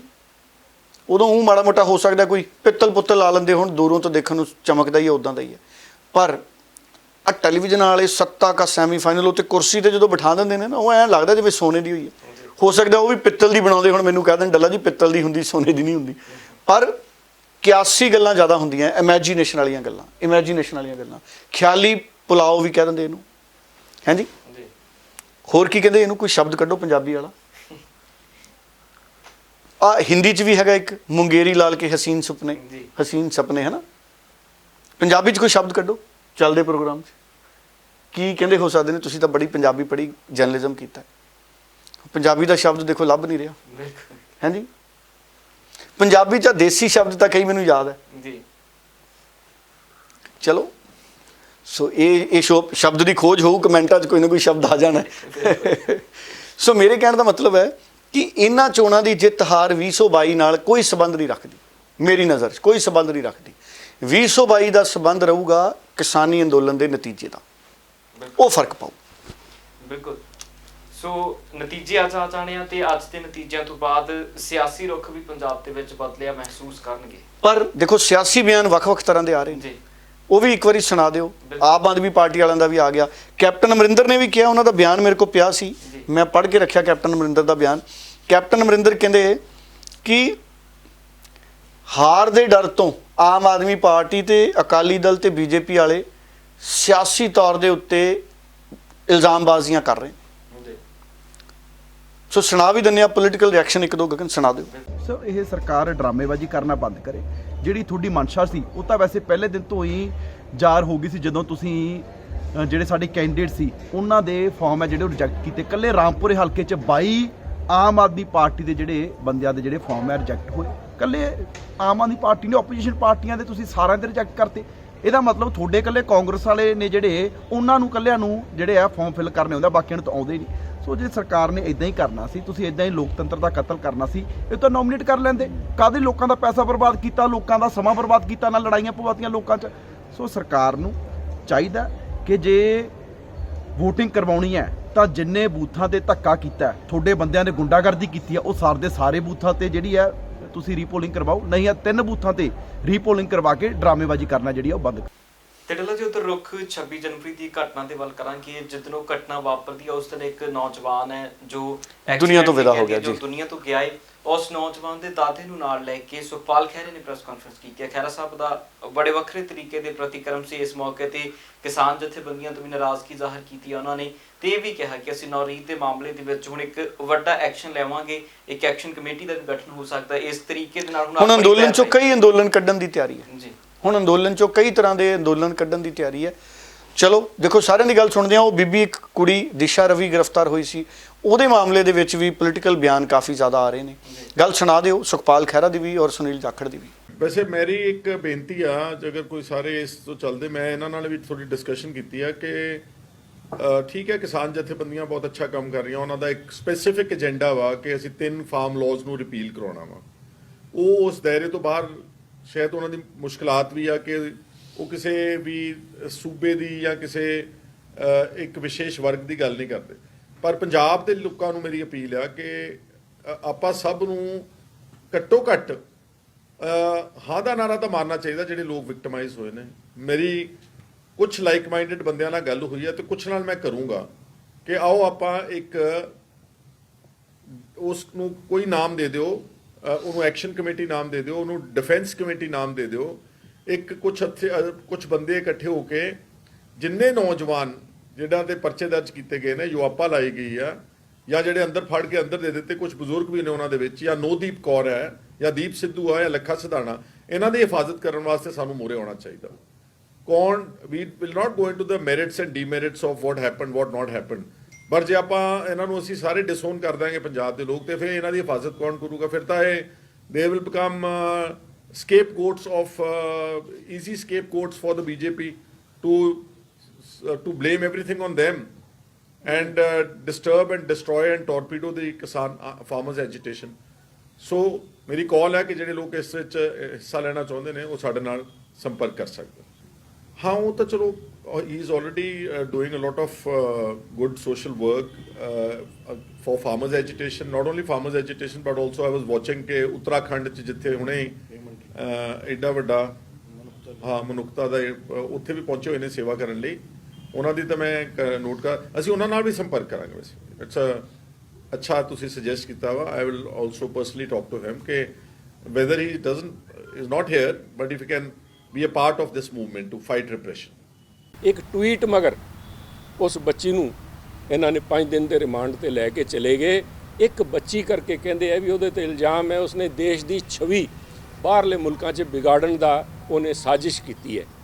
ਮੈਂ ਪੁੱਛਣਾ ਚਾਹੁੰਦਾ ਮੋਦੀ ਸਾਹਿਬ ਨੂੰ ਤੇ ਬੀਜੇਪੀ ਦੇ ਹਾਈ ਕਮਾਂਡ ਨੂੰ, ਜੇ ਉਹਨਾਂ ਦੇ ਇਲਾਵਾ ਕੋਈ ਹੋਰ ਹੈਗੇ ਨਾਗਪੁਰ 'ਚ ਬੈਠੇ ਹੈ, ਤਾਂ ਪਿਛਲੇ 6 ਸਾਲ ਤੋਂ ਕੋਈ ਦੁਨੀਆ ਦਾ ਮੁਲਕ ਨਹੀਂ ਛੱਡਿਆ ਮੋਦੀ ਸਾਹਿਬ ਨੇ ਜਿੱਥੇ ਜਾ ਕੇ ਇਹਨਾਂ ਨੇ ਨਹੀਂ ਅਖਾੜਾ ਲਾਇਆ ਵੀ मैं देश की छवि बनाने जा रहा हूँ, देश की इमेज मैंने बड़ी चमकाई है। वहाँ पे 6 ਸਾਲਾਂ ਦੀ ਚਮਕਾਈ ਇਮੇਜ हज़ारां करोड़ रुपया खर्च करता ਤੇ ਇੱਕ ਬੱਚੀ ਨੇ ਆ ਕੇ ਇੱਕ ਲਾਈਨ ਨਾਲ ਉਹਦੇ ਤੇ ਹੁੰਝਾ ਫੇਰਤਾ, ਤਾਂ ਫਿਰ ਉਸ ਬੱਚੀ ਨੂੰ ਪ੍ਰਧਾਨ ਮੰਤਰੀ ਬਣਾ ਦਈਏ ਜਿਹੜੀ ਇੱਕ ਕਲਮ ਨਾਲ ਦੇਸ਼ ਦਾ ਨੁਕਸਾਨ ਕਰ ਸਕਦੀ ਹੈ, ਉਹ ਦੇਸ਼ ਨੂੰ ਬਣਾ ਵੀ ਸਕਦੀ ਹੈ। ਉਸ ਦਾ ਹਿਸਾਬ ਦੇਣ ਬੀਜੇਪੀ ਵਾਲੇ ਕਰੀ ਕੀ ਜਾਂਦੇ। ਇਹ ਤਾਂ ਲੋਕਾਂ ਦਾ ਆਵਾਜ਼ ਦਬਾਉਣ ਦਾ ਪ੍ਰयास ਕਰ ਰਹੇ ਹੈ, ਜੋ ਲੋਕਾਂ ਨੂੰ ਸਮਝਣਾ ਪਊਗਾ। ਬੜੀ ਵੱਡੀ ਖੁਸ਼ਖਬਰੀ ਵੀ ਆ ਔਰ ਬ੍ਰੇਕਿੰਗ ਨਿਊਜ਼ ਵੀ ਆ। ਗੁਰੂ ਸਾਹਿਬ ਦੀ ਰਹਿਮਤ ਬਖਸ਼ੀ ਸਦਕੇ ਅੱਜ ਕਿਸਾਨ ਅੰਦੋਲਨ 'ਚ ਅਰੈਸਟ ਕੀਤੇ 6 ਲੋਕਾਂ ਦੀ ਹੋਰ ਜ਼ਮਾਨਤ ਹੋਈ, ਜਿਸ ਦੇ ਅੰਦਰ ਇੱਕ ਬਲਵਿੰਦਰ ਸਿੰਘ ਜੋ ਕਿ ਦਿੱਲੀ ਦੇ ਰੋਹਿਣੀ ਦੇ ਰਹਿਣ ਵਾਲੇ ਨੇ, ਔਰ 5 ਹੋਰ ਸਾਡੇ ਕਿਸਾਨ ਵੀਰ ਨੌਜਵਾਨ ਬੱਚੇ ਸਰਦਾਰ ਸੁਖਜਿੰਦਰ ਸਿੰਘ ਜੀ, ਸਰਦਾਰ ਸੁਕਰਤ ਸਿੰਘ, ਇਹ ਦੋਵੇਂ ਹੀ ਮਾਨਸਾ ਤੋਂ ਨੇ, ਸਰਦਾਰ ਲਖਵੀਰ ਸਿੰਘ, ਸਰਦਾਰ ਸਿਮਰਜੀਤ ਸਿੰਘ, ਸਰਦਾਰ ਸੰਦੀਪ ਸਿੰਘ, ਇਹ ਬੰਗੀ ਨਿਹਾਲ ਸਿੰਘ ਬਠਿੰਡਾ ਤੋਂ ਨੇ। ਪੱਛਮੀ ਵਿਹਾਰ ਦੀ FIR ਨੰਬਰ 22 ਜਿਸ 'ਚ ਇਹਨਾਂ ਨੂੰ ਅਰੈਸਟ ਕੀਤਾ ਗਿਆ ਸੀਗਾ। ਮੈਂ ਜਿੱਥੇ ਜੁਡੀਸ਼ਰੀ ਦਾ ਧੰਨਵਾਦ ਕਰਦਾ, ਜਿਨ੍ਹਾਂ 'ਚ ਸਾਨੂੰ ਪੂਰਾ ਵਿਸ਼ਵਾਸ ਆ, ਉੱਥੇ ਹੀ ਆਪਣੀ ਸਾਰੀ ਲੀਗਲ ਟੀਮ ਦਾ ਬਹੁਤ ਧੰਨਵਾਦ ਕਰਦਾ, ਖਾਸ ਤੌਰ ਤੇ ਸੰਜੀਵ ਨਿਸਾਰ ਸਾਹਿਬ ਦਾ, BK ਸ਼ਰਮਾ ਸਾਹਿਬ ਦਾ, ਜਸਪ੍ਰੀਤ ਰਾਏ ਜੀ ਦਾ, ਹਨਪ੍ਰੀਤ ਕੌਰ ਰਾਏ ਜੀ ਦਾ, ਔਰ ਸਰਦਾਰ ਜਸਜੀਤ ਸਿੰਘ ਜੀ ਢਿੱਲੋਂ ਸਾਹਿਬ, ਜਸਦੀਪ ਸਿੰਘ ਜੀ ਢਿੱਲੋਂ ਸਾਹਿਬ ਦਾ, ਜਗਦੀਪ ਸਿੰਘ ਜੀ ਕਾਹਲੋਂ ਸਾਹਿਬ ਦਾ। ਸਾਡੀ ਸਾਰੀ ਲੀਗਲ ਟੀਮ ਦਿਨ ਰਾਤ ਮਿਹਨਤ ਕਰ ਰਹੀ ਆ ਔਰ ਇਹਨਾਂ ਲੋਕਾਂ ਨੂੰ ਬਾਹਰ ਕੱਢਣ ਵਾਸਤੇ। ਮੈਂ ਸਭ ਦੇ ਪਰਿਵਾਰਾਂ ਨੂੰ ਆਸ਼ਵਾਸਨ ਦਿਵਾਉਣਾ ਚਾਹੁੰਦਾ ਹਾਂ, ਜਿਹੜੇ ਲੋਕ ਅਜੇ ਤੱਕ ਜੇਲ੍ਹ 'ਚ ਨੇ ਉਹਨਾਂ ਦੀ ਜ਼ਮਾਨਤਾਂ ਬਹੁਤ ਜਲਦ ਹੋਣਗੀਆਂ। ਔਰ ਮੈਂ ਵਿਸ਼ੇਸ਼ ਤੌਰ ਤੇ ਸੰਯੁਕਤ ਕਿਸਾਨ ਮੋਰਚੇ ਦੇ ਸਾਰੀ ਲੀਗਲ ਟੀਮ ਦਾ ਔਰ ਖਾਸ ਤੌਰ ਤੇ ਭੰਗੂ ਸਾਹਿਬ ਦਾ ਵੀ ਧੰਨਵਾਦ ਕਰਦਾ ਹਾਂ, ਜਿਹੜੇ ਹਰ ਕੇਸ ਨੂੰ ਮਿਨਿਊਟਲੀ ਮੋਨੀਟਰ ਕਰਦੇ ਪਏ ਨੇ। ਮੈਂ ਸਾਰੇ ਉਹਨਾਂ ਲੋਕਾਂ ਦਾ ਧੰਨਵਾਦ ਕਰਦਾ ਜਿਹੜਾ ਸਾਡੇ 'ਚ ਸਹਿਯੋਗ ਦੇ ਰਹੇ ਨੇ, ਔਰ ਪਰਿਵਾਰਾਂ ਨੂੰ ਵਿਸ਼ਵਾਸ ਦਿਵਾਉਂਦੇ ਆ ਕਿ ਜਲਦੀ ਹੀ ਬਾਕੀ ਲੋਕਾਂ ਦੀਆਂ ਜ਼ਮਾਨਤਾਂ ਹੋਣਗੀਆਂ ਔਰ ਸਾਰੇ ਜਲਦੀ, ਬਹੁਤ ਜਲਦੀ ਬਾਹਰ ਆਉਣਗੇ। ਔਰ ਇਹ ਲੜਾਈ ਅਸੀਂ ਉਦੋਂ ਤੱਕ ਲੜਦੇ ਰਹਾਂਗੇ ਜਦੋਂ ਤੱਕ ਇਹਨਾਂ ਨੂੰ ਸਭ ਨੂੰ ਬਾਈ ਇੱਜ਼ਤ ਬਰੀ ਨਾ ਕਰਾ ਦਈਏ। ਸੋ ਵੱਖ-ਵੱਖ ਪੋਲੀਟੀਕਲ ਬਿਆਨ ਸੁਣੇ ਨੇ ਤੁਸੀਂ, ਤੇ ਉਧਰ ਡੱਲਾ ਸਾਹਿਬ ਜੇ ਦਿੱਲੀ ਦੇ ਵੱਲ ਵਧੀਏ ਤਾਂ ਅਰਵਿੰਦ ਕੇਜਰੀਵਾਲ ਦੇ ਵੱਲੋਂ ਇੱਕ ਵੀਡੀਓ ਜਾਰੀ ਕੀਤੀ ਗਈ ਹੈ। ਸਰਕਾਰੀ ਸਕੂਲਾਂ ਦੇ ਉੱਤੇ ਗੱਲਬਾਤ ਹੈ। ਪੰਜਾਬ ਦੇ ਸਰਕਾਰੀ ਸਕੂਲਾਂ ਦੇ ਵੀ ਮੌਜੂਦਾ ਹਾਲਾਤ ਆਪਾਂ ਨੂੰ ਪਤਾ ਨਹੀਂ, ਤੇ ਉਹਨਾਂ ਦਾ ਕਹਿਣਾ ਕਿ ਦਿੱਲੀ ਦੇ ਸਰਕਾਰੀ ਸਕੂਲਾਂ ਦੇ ਹਾਲਾਤ ਜੋ ਮਹਾਮਾਰੀ ਨਿਕਲ ਗਿਆ, ਇਸ ਤੋਂ ਬਾਅਦ ਵੀ ਉੱਥੋਂ ਦਾ ਜਿਹੜਾ ਰਿਜ਼ਲਟ ਹੈ ਉਹ 98% ਆਇਆ। ਇਸ ਦੇ ਉੱਤੇ ਖੁਸ਼ੀ ਵੀ ਜ਼ਾਹਰ ਕੀਤੀ ਹੈ ਤੇ ਉਹਨਾਂ ਨੇ ਧੰਨਵਾਦ ਵੀ ਆਮ ਲੋਕਾਂ ਦਾ ਕੀਤਾ ਹੈ। ਦੇਖੋ, ਇਹ ਚੰਗੀ ਗੱਲ ਹੈ। ਸਿੱਖਿਆ ਦੇ ਖੇਤਰ 'ਚ ਸਰਕਾਰੀ ਸਕੂਲਾਂ ਦਾ ਰਿਜ਼ਲਟ 98% ਆਇਆ ਦਿੱਲੀ ਦੇ ਵਿੱਚ, ਬਹੁਤ ਚੰਗੀ ਗੱਲ ਹੈ। ਪੰਜਾਬ 'ਚ ਵੀ ਪਹਿਲਾਂ ਨਾਲੋਂ ਸਰਕਾਰੀ ਸਕੂਲਾਂ ਦੀਆਂ ਸਥਿਤੀਆਂ ਸੁਧਰ ਰਹੀਆਂ ਨੇ। ਮੈਂ ਗਗਨ ਪਿੱਛੇ ਜੇ ਕਈ ਸਰਕਾਰੀ ਸਕੂਲਾਂ 'ਚ ਗਿਆ ਸੀ, ਸਰਕਾਰੀ ਸਕੂਲਾਂ ਦੇ ਪ੍ਰਿੰਸੀਪਲ, ਉੱਥੋਂ ਦੇ ਅਧਿਆਪਕ ਸਾਡੇ, ਉਹਨਾਂ ਨੇ ਆਪਣੇ ਪੱਧਰ ਤੇ ਬਹੁਤ ਵੱਡਾ ਯੋਗਦਾਨ ਪਾਇਆ। ਅਸੀਂ ਕਦੀ ਵੀ ਆਪਣੇ ਸਰਕਾਰੀ ਅਧਿਆਪਕਾਂ ਦਾ, ਪ੍ਰਿੰਸੀਪਲਾਂ ਦਾ, ਸਕੂਲ ਟੀਚਰਾਂ ਦਾ, ਅਸੀਂ ਉਹਨਾਂ ਦਾ ਜਿਹੜਾ ਬਣਦਾ ਮਾਣ ਸਤਿਕਾਰ ਹੈ ਨਾ, ਉਹ ਘੱਟ ਦਿੱਤਾ। ਮੈਂ ਦੇਖਦਾ ਜਦੋਂ ਪੰਜਾਬ ਦੇ ਸਰਕਾਰੀ ਸਕੂਲਾਂ ਦੀ ਗੱਲ ਆਉਂਦੀ ਹੈ ਨਾ, ਪੋਲੀਟੀਕਲ ਲੋਕ ਵੀ ਸਿਵਾਏ ਨਿੰਦਣ ਤੋਂ ਕੁਝ ਨਹੀਂ ਕਰਦੇ। ਹੁਣ ਜ਼ਿੰਮੇਵਾਰੀ ਕਿਹਦੀ ਹੈ? ਸਰਕਾਰ ਦੀ ਹੈ। ਜਿਹੜੇ ਪੋਲੀਟੀਕਲ ਲੋਕ ਨਿੰਦ ਰਹੇ ਹੁੰਦੇ ਨੇ ਨਾ, ਜ਼ਿੰਮੇਵਾਰੀ ਉਹਨਾਂ ਦੀ ਹੁੰਦੀ ਹੈ। ਅਸਲ 'ਚ ਉਹਨਾਂ ਦੀ ਆਪਣੀ ਕਮੀ ਹੁੰਦੀ ਹੈ, ਉਹ ਅਧਿਆਪਕਾਂ ਤੇ ਸੁੱਟ ਦਿੰਦੇ ਨੇ। ਸੋ ਅਧਿਆਪਕਾਂ ਦੀਆਂ ਸਮੱਸਿਆਵਾਂ ਨੂੰ ਵੀ ਹੱਲ ਕੀਤਾ ਜਾਣਾ ਚਾਹੀਦਾ। ਅਧਿਆਪਕਾਂ ਨੂੰ ਸਕੂਲ ਉਸ ਤਰੀਕੇ ਨਾਲ ਦਿੱਤੇ ਜਾਣ ਜਿਹੜੇ ਉਹਨਾਂ ਦੇ ਪਰਿਵਾਰਾਂ ਤੋਂ, ਉਹਨਾਂ ਦੇ ਸ਼ਹਿਰਾਂ ਤੋਂ, ਘਰਾਂ ਤੋਂ ਨੇੜੇ ਹੋਣ, ਜਿੱਥੇ ਉਹ ਆਸਾਨੀ ਨਾਲ ਆ ਜਾ ਸਕਣ, ਤਾਂ ਕਿ ਉਹਨਾਂ ਦਾ ਧਿਆਨ ਕੇਂਦਰਿਤ ਹੋਵੇ, ਪੜ੍ਹਾਈ ਵੱਧ ਕਰਾਉਣ। ਬਹੁਤ ਸਾਰੇ ਅਧਿਆਪਕ, ਪ੍ਰਿੰਸੀਪਲ ਮੈਂ ਜਾਣਦਾ ਗਗਨ, ਬੜੀ ਦੂਰੋਂ ਦੂਰੋਂ ਆਉਂਦੇ ਨੇ, ਪਰ ਉਹਨਾਂ ਦੀ ਸੇਵਾ ਭਾਵ 'ਚ ਕੋਈ ਕਮੀ ਨਹੀਂ। ਹਾਂ, ਹਰ ਜਗ੍ਹਾ ਦੇਖੋ ਲੱਕੜ ਨੂੰ ਵੀ ਘੁਣ ਲੱਗਦੀ ਹੈ ਨਾ। ਸਾਰੇ ਪੁਲਿਸ ਅਫਸਰ ਵੀ ਨਹੀਂ ਚੰਗੇ ਹੁੰਦੇ, ਸਾਰੇ ਪੋਲੀਟੀਕਲ ਲੋਕ ਵੀ ਨਹੀਂ ਚੰਗੇ ਹੁੰਦੇ, ਸਾਰਾ ਕੁਝ ਵੀ ਚੰਗਾ ਨਹੀਂ ਹੁੰਦਾ। ਹਰ ਚੀਜ਼ ਦੇ ਵਿੱਚ, ਸਮਾਜ ਦੇ ਵਿੱਚ ਥੋੜ੍ਹੀ ਬਹੁਤੀ ਉਣਤਾਈ, ਕਮੀ ਰਹਿੰਦੀ ਹੈ। ਹਰ ਚੀਜ਼, ਹਰ ਵਿਅਕਤੀ ਆ, ਉਹਦੇ 'ਚ ਸਾਰੇ ਗੁਣ ਨਹੀਂ ਹੁੰਦੇ, ਕੁਝ ਔਗੁਣ ਵੀ ਹੁੰਦੇ ਨੇ। ਸੋ ਇਸ ਕਰਕੇ ਹਰ ਚੀਜ਼ ਨੂੰ ਅਸੀਂ 100% ਸ਼ੁੱਧ ਦੇਖੀਏ ਤਾਂ ਪਾਣੀ ਵੀ ਨਹੀਂ ਮਿਲ ਰਿਹਾ। ਹੁਣ ਉਹ ਗੱਲ ਸਿਸਟਮ ਤੇ ਆ ਜਾਂਦੀ ਕਿ ਸਿਸਟਮ ਕਰਕੇ ਚੀਜ਼ਾਂ ਗੰਦਲੀਆਂ ਹੁੰਦੀਆਂ। ਅਗਰ ਬੱਚੇ ਜਾਂ ਅਫਸਰ ਕਰਪਟ ਹੁੰਦੇ ਨੇ, ਸਿਸਟਮ ਦਾ ਬਹੁਤ ਵੱਡਾ ਯੋਗਦਾਨ ਹੈ। ਸੋ ਸਿਸਟਮ ਨੂੰ ਜਦੋਂ ਅਸੀਂ ਸ਼ੁੱਧ ਕਰ ਲਿਆ ਤੇ ਅਸੀਂ ਸਾਰੇ ਆਪਣੇ ਆਪ ਨੂੰ, ਸਾਡੇ ਅਦਾਰੇ ਸਾਰੇ ਦਰੁਸਤ ਹੋ ਜਾਣਗੇ। ਪਰ ਸਰਕਾਰੀ ਸਕੂਲ ਪਹਿਲਾਂ ਨਾਲੋਂ ਕਾਫੀ ਜ਼ਿਆਦਾ ਤਰੱਕੀ 'ਚ ਨੇ। ਮੈਂ ਬਹੁਤ ਸਾਰੇ ਸਰਕਾਰੀ ਸਕੂਲਾਂ ਨੂੰ, ਗਗਨ ਇੱਦਾਂ ਦੇ ਵੀ ਸਕੂਲ ਹੈਗੇ ਨੇ ਸਰਕਾਰੀ ਪੰਜਾਬ 'ਚ, ਮੈਂ ਤੁਹਾਨੂੰ ਦੂਰ ਨਹੀਂ ਜਾਂਦਾ। ਕਈ ਵਾਰੀ ਕਈ ਬੱਚਿਆਂ ਦੇ ਮਾਪੇ ਜਿਨ੍ਹਾਂ ਨੂੰ ਮੈਂ ਜਾਣਦਾ, ਉਹ ਸਰਕਾਰੀ ਸਕੂਲ 'ਚ ਐਡਮਿਸ਼ਨ ਲਈ ਵੀ ਸਿਫਾਰਿਸ਼ ਲਈ ਫੋਨ ਕਰ ਦਿੰਦੇ ਨੇ। ਮੈਂ ਬੜਾ ਹੈਰਾਨ ਹੁੰਦਾ, ਖੁਸ਼ੀ ਵੀ ਹੁੰਦੀ ਹੈ ਕਿ ਸਰਕਾਰੀ ਸਕੂਲ 'ਚ ਵੀ ਅਗਰ ਕਿਸੇ ਬੱਚੇ ਦੀ ਐਡਮਿਸ਼ਨ ਲਈ ਸਿਫਾਰਿਸ਼ ਕਰਨੀ ਪੈਂਦੀ ਹੈ। ਇਸ ਪੱਖੋਂ ਗੱਲ ਚੰਗੀ ਹੈ ਕਿ ਉਸ ਸਰਕਾਰੀ ਸਕੂਲ ਦਾ ਪੱਧਰ ਚੰਗਾ ਹੈ, ਪਰ ਸਿਫਾਰਿਸ਼ ਫਿਰ ਵੀ ਨਹੀਂ ਹੋਣੀ ਚਾਹੀਦੀ। ਐਡਮਿਸ਼ਨ ਫਿਰ ਵੀ ਬੱਚੇ ਨੂੰ ਕੋਈ ਨਾ ਕੋਈ ਰਾਹ ਕੱਢ ਕੇ ਮਿਲਣੀ ਚਾਹੀਦੀ ਹੈ। ਸੋ ਜਿਹੜੇ ਸਕੂਲ 'ਚ ਜਿਹੜਾ ਬੱਚਾ ਜਾਣਾ ਚਾਹਵੇ, ਭਾਵੇਂ ਉਹ 'ਚ ਸੀਟਾਂ ਘੱਟ ਹੈ, ਉਹਨੂੰ ਸੀਟਾਂ ਵੱਧ ਦਾ ਇੰਤਜ਼ਾਮ ਕਰਕੇ ਦਿਓ। ਅਗਰ ਕੋਈ ਬੱਚਾ ਕਿਸੇ ਸਕੂਲ 'ਚ ਪੜ੍ਹਨ ਜਾਣਾ ਚਾਹੁੰਦਾ ਹੈ, ਉਹਨੂੰ ਉਸ ਸਕੂਲ 'ਚ ਐਡਮਿਸ਼ਨ ਜ਼ਰੂਰ ਮਿਲਣੀ ਚਾਹੀਦੀ ਹੈ। ਬੱਚਾ ਮੁੜਨਾ ਨਹੀਂ ਚਾਹੀਦਾ ਵੀ ਮੈਂ ਇਸ ਸਰਕਾਰੀ ਸਕੂਲ 'ਚ ਐਡਮਿਸ਼ਨ ਨਹੀਂ ਲੈ ਸਕਿਆ ਤੇ ਮੈਨੂੰ ਦੂਜੇ ਸਰਕਾਰੀ ਸਕੂਲ 'ਚ ਜਾਣਾ ਪਿਆ। ਇਹ ਇਮੋਸ਼ਨਲ ਇਸ਼ੂ ਹੁੰਦੇ ਨੇ, ਭਾਵਨਾਤਮਕ ਇਸ਼ੂ ਹੁੰਦੇ ਨੇ। ਸੋ ਇਹ ਪ੍ਰਬੰਧ ਜ਼ਰੂਰ ਸਾਡੇ ਬਣਨਾ ਚਾਹੀਦਾ। ਪਰ ਬਾਕੀ ਦਿੱਲੀ 'ਚ 98% ਨਤੀਜਾ ਆਇਆ। ਕੇਜਰੀਵਾਲ ਸਾਹਿਬ ਨੂੰ ਮੁਬਾਰਕਾਂ। ਅਰਵਿੰਦ ਕੇਜਰੀਵਾਲ ਔਰ ਮਨੀਸ਼ ਸਿਸੋਦੀਆ ਨੇ ਚੰਗੇ ਕਮਰੇ ਬਣਾਏ ਸਕੂਲਾਂ ਦੇ ਉੱਤੇ, ਚੰਗੀ ਮਿਹਨਤ ਕੀਤੀ ਹੈ। ਪਿਛਲੀਆਂ ਚੋਣਾਂ ਦੇ ਵਿੱਚ ਵੀ ਇਹ ਮੁੱਦਾ ਉੱਭਰਿਆ ਸੀ। ਸੋ ਉਹਦੇ ਲਈ ਕੇਜਰੀਵਾਲ ਮੁਬਾਰਕਬਾਦ ਦੇ ਪਾਤਰ ਨੇ।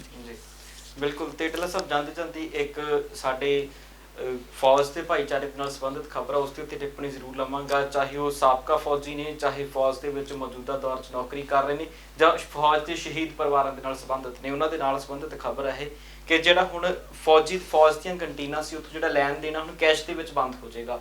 ਕੁਝ ਵੀ ਤੁਸੀਂ ਖਰੀਦਣਾ ਤਾਂ ਉਹਦੇ ਲਈ ਡੈਬਿਟ ਕਾਰਡ ਜਾਂ ਕ੍ਰੈਡਿਟ ਕਾਰਡ, ਜਿਹਨੂੰ ATM ਕਾਰਡ ਕਹਿ ਦਿੰਦੇ ਆ, ਉਸ ਦੀ ਵਰਤੋਂ ਹੋਊਗੀ। ਇਹਨੂੰ, ਇਸ ਫੈਸਲੇ ਨੂੰ ਕਿੱਦਾਂ ਦੇਖ ਰਹੇ ਹੋ ਸਰਕਾਰ ਦੇ? ਬਿਲਕੁਲ। ਸੋ ਸਾਡੇ ਪਰਿਵਾਰ ਦਾ ਸੰਬੰਧ ਵੀ ਫੌਜ ਨਾਲ ਹੈ।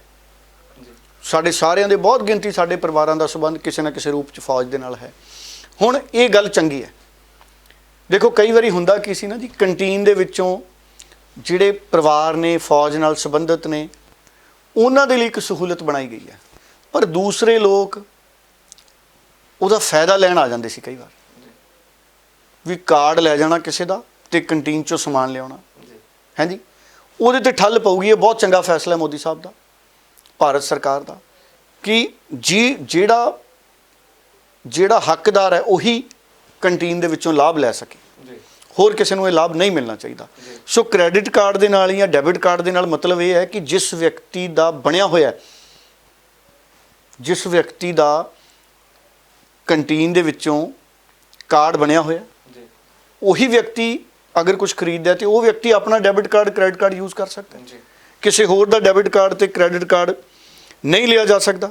ਸੋ ਨਗਦ ਲੈਣ ਦੇਣ ਤੇ ਪਾਬੰਦੀ ਹੋ ਗਈ। ਨਗਦ ਲੈਣ ਦੇਣ ਤੇ ਕਿਸੇ ਹੋਰ ਦਾ ਨਹੀਂ ਵਰਤਿਆ ਜਾਣਾ ਚਾਹੀਦਾ। ਪਤਾ ਨਹੀਂ ਇਹਦੇ ਬਾਰੇ ਗਾਈਡਲਾਈਨ ਆਈ ਹੈ ਜਾਂ ਨਹੀਂ ਆਈ, ਪਰ ਇਹ ਫੈਸਲਾ ਚੰਗਾ ਹੈ ਕਿ ਆਰਮੀ ਕੰਟੀਨ ਦੇ ਵਿੱਚ ਨਗਦ ਲੈਣ ਦੇਣ ਤੇ ਜਿਹੜੀ ਪਾਬੰਦੀ ਲੱਗੀ ਹੈ, ਕਿਉਂਕਿ ਡੈਬਿਟ ਕਾਰਡ, ਬੈਂਕ ਦਾ ਖਾਤਾ ਤਾਂ ਸਾਰਿਆਂ ਦਾ ਹੀ ਹੈ ਅੱਜ ਕੱਲ੍ਹ। ਆਰਮੀ ਵਾਲਿਆਂ ਦਾ ਤਾਂ, ਪਰਿਵਾਰਾਂ ਦਾ ਤਾਂ ਹੈਗਾ ਹੀ ਹੈ, ਬਿਲਕੁਲ ਸਾਰਿਆਂ ਦਾ ਹੈਗਾ। ਸੋ ਇਹ ਮੈਨੂੰ ਲੱਗਦਾ ਚੰਗਾ ਫੈਸਲਾ।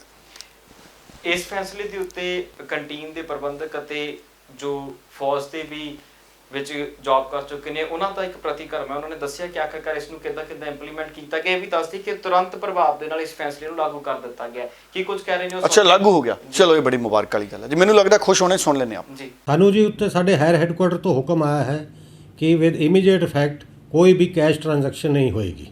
ਜਿੰਨੀਆਂ ਵੀ ਪੇਮੈਂਟ ਕੰਟੀਨ ਦੇ ਬਿੱਲ ਜਿੰਨੇ ਸਮਾਨ ਲਓਗੇ, ਚਾਹੇ ਉਹ ਲਿਕਰ ਹੈ ਜਾਂ ਗਰੋਸਰੀ ਸਟੋਰ ਹੈ, ਉਹ ਡਿਜੀਟਲ ਤਰੀਕੇ ਨਾਲ ਪੇਮੈਂਟ ਹੋਏਗੀ, ਯਾਨੀ ਕਿ ATM ਕਾਰਡ ਜਾਂ ਡੈਬਿਟ ਕਾਰਡ ਦੇ ਹਿਸਾਬ ਨਾਲ ਪੇਮੈਂਟ ਹੋਏਗੀ। ਇਹ ਸਰ ਕਦ ਤੋਂ ਲਾਗੂ ਹੋ ਰਿਹਾ ਜੀ? ਇਹ 15 ਆਪਣਾ ਫਰਵਰੀ ਤੋਂ ਲਾਗੂ ਹੋ ਚੁੱਕਿਆ ਹੈ ਜੀ।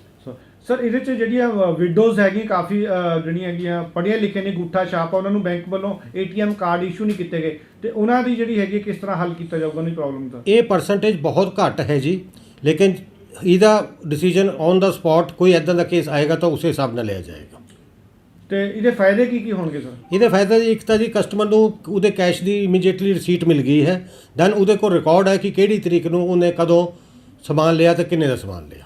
ਕੀ ਅਪੀਲ ਕਰਨਾ ਚਾਹੁੰਦੇ ਲੋਕਾਂ ਨੂੰ ਤਾਂ ਕਿ ਇੱਥੇ ਆ ਕੇ ਦਿੱਕਤ ਨਾ ਹੋਵੇ, ਪ੍ਰੋਬਲਮ ਨਾ ਹੋਵੇ? ਜੀ ਮੇਰੀ ਅਪੀਲ ਜਿੰਨੇ ਵੀ ਸਾਡੇ ਕੰਟੀਨ ਦੇ ਕਸਟਮਰ ਹਨ ਉਹਨਾਂ ਨੂੰ ਇਹ ਹੈ ਕਿ ਵੱਧ ਤੋਂ ਵੱਧ ਲੋਕ, ਜ਼ਿਆਦਾ ਤੋਂ ਜ਼ਿਆਦਾ ਲੋਕ ਸਾਰੇ ATM ਕਾਰਡ ਲਿਆਉਣ, ATM ਕਾਰਡ ਜਾਂ ਡੈਬਿਟ ਕਾਰਡ ਦੇ ਨਾਲ ਹੀ ਪੇਮੈਂਟ ਕਰਨ। ਉਸ ਤੋਂ ਵਿੱਚ ਸਭ ਤੋਂ ਵੱਡਾ ਫਾਇਦਾ ਹੈ ਕਿ ਕਈ ਇੱਥੇ ਸਾਡੇ ਕੋਲ ਕੇਸ ਆਏ ਨੇ ਕਿ ਉਹ ਕਹਿੰਦੇ ਨੇ ਮੇਰਾ 100 ਰੁਪਇਆ ਡਿੱਗ ਪਿਆ, ਮੇਰਾ 200 ਰੁਪਇਆ ਡਿੱਗ ਪਿਆ ਜਾਂ ਰਸਤੇ 'ਚ ਡਿੱਗ ਪਿਆ। ਇੱਦਾਂ ਜੇ ਕਾਰਡ ਦੇ ਨਾਲ ਇੱਦਾਂ ਦੀ ਕੋਈ ਵੀ ਗੱਲ ਨਹੀਂ ਹੋਏਗੀ, ਕੈਸ਼ ਦੀ ਟ੍ਰਾਂਜੈਕਸ਼ਨ ਨਹੀਂ ਹੋਏਗੀ, ਤਾਂ ਕੈਸ਼ ਗੁੰਮ ਹੋਣ ਦੇ ਵੀ ਕੋਈ ਚਾਂਸ ਨਹੀਂ ਹੈ। ਸੋ ਅੱਜ ਦੇ ਖਬਰਾਂ ਦੇ ਇਸ ਖਾਸ ਕੱਪੜ ਛਾਣ ਦੇ ਵਿੱਚ ਫਿਲਹਾਲ ਦੇ ਲਈ ਇੰਨਾ ਹੀ। ਅਗਲੇ ਪ੍ਰੋਗਰਾਮਾਂ ਦੇ ਵਿੱਚ ਹਾਜ਼ਰ ਹੋਵਾਂਗੇ, ਵੱਡੀਆਂ ਅਪਡੇਟ ਹੋਣਗੀਆਂ ਜਿਨ੍ਹਾਂ ਦੇ ਉੱਤੇ ਗੱਲਬਾਤ ਕਰਾਂਗੇ।